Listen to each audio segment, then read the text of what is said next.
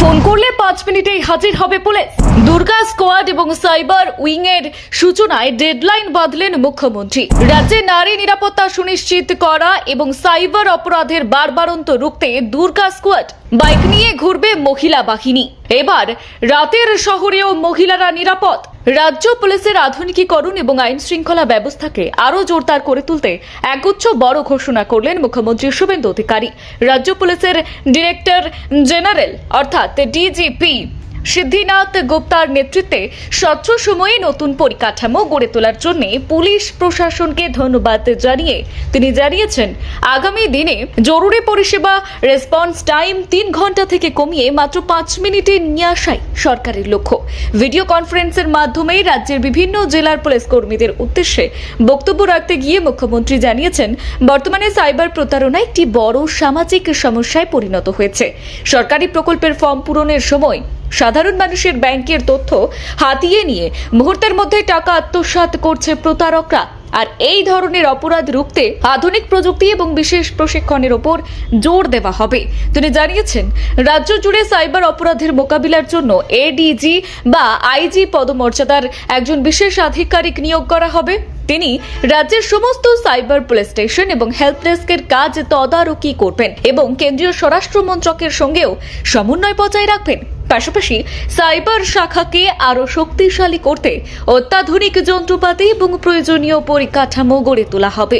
মহিলাদের নিরাপত্তার বিষয়েও কড়া বার্তা দেন মুখ্যমন্ত্রী। তিনি জানিয়েছেন, নির্ধারিত সময়ের আগেই রাজ্যের প্রতিটি থানায় মহিলা হেল্প ডেস্ক চালু করা হয়েছে। নতুন সরকারের অগ্রাধিকারের তালিকায় নারী এবং শিশুদের নিরাপত্তাই প্রথম স্থানে রয়েছে। পক্সো আইন, নির্ভয়া কাণ্ড এবং আরজিকর সহ বিভিন্ন ঘটনার অভিজ্ঞতা থেকে শিক্ষা নিয়ে সরকার নারী নির্যাতনের ঘটনায় জিরো টলারেন্স নীতি অনুসরণ করবে বলে স্পষ্ট জানান তিনি।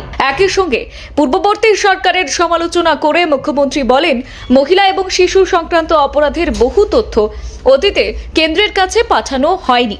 ভবিষ্যতে কোনো অপরাধের তথ্য গোপন করা হবে না। তার নির্দেশ, অভিযোগ এলেই তা লুকিয়ে না রেখে অবিলম্বে এফআইআর দায়ের করে আইনি ব্যবস্থা নিতে হবে। রাজ্যের থানাগুলিতে কর্মী এবং পরিকাঠামোর ঘাটতির কথা স্বীকার করে তিনি জানিয়েছেন, খুব দ্রুত সেই সমস্যা দূর করা হবে। পশ্চিমবঙ্গ পুলিশকে দিল্লি পুলিশ বা কেন্দ্রীয় বাহিনীর মতো আধুনিক ও দক্ষ বাহিনীতে পরিণত করার লক্ষ্য নিয়েছে সরকার। পাশাপাশি পুলিশ প্রশাসনের কাজে কোনো রাজনৈতিক হস্তক্ষেপ করা হবে না বলেও আশ্বাস দিয়েছেন তিনি। সম্প্রতি পার্ক সার্কাস এবং আসানসোলে পুলিশ আক্রান্ত হওয়ার ঘটনায় আহত পুলিশ কর্মীদের পাশে দাঁড়ানোর কথাও উল্লেখ করেন মুখ্যমন্ত্রী। তার দাবি, সদ্য পাশ হওয়া কঠোর গুন্ডা দমন বিল আগামী দিনে পুলিশকে আরও নিরাপদ পরিবেশে কাজ করতে সাহায্য করবে। মুখ্যমন্ত্রী জানিয়েছেন, বর্তমানে পশ্চিমবঙ্গে জরুরি ফোন পাওয়ার পর পুলিশ পৌঁছাতে গড়ে প্রায় 3 ঘন্টা সময় লাগে। আগামী 1 বছরের মধ্যে সেই সময়সীমা কমিয়ে মাত্র 5 মিনিটে নামিয়ে আনার লক্ষ্যমাত্রা নেওয়া হয়েছে। আর এই পরিষেবা আরও কার্যকর করতে আগামী সেপ্টেম্বর মাসেই প্রশিক্ষণপ্রাপ্ত রাজ্য পুলিশের 12,000 এবং কলকাতা পুলিশের 4,000 অর্থাৎ মোট 16,000 নতুন পুলিশ কর্মী কাজে যোগ দেবেন। পাশাপাশি আগামী বাজেটে 112 পরিষেবার জন্য আরও গাড়ি এবং অত্যাধুনিক সরঞ্জাম যুক্ত করার পরিকল্পনাও রয়েছে বলেই জানান মুখ্যমন্ত্রী।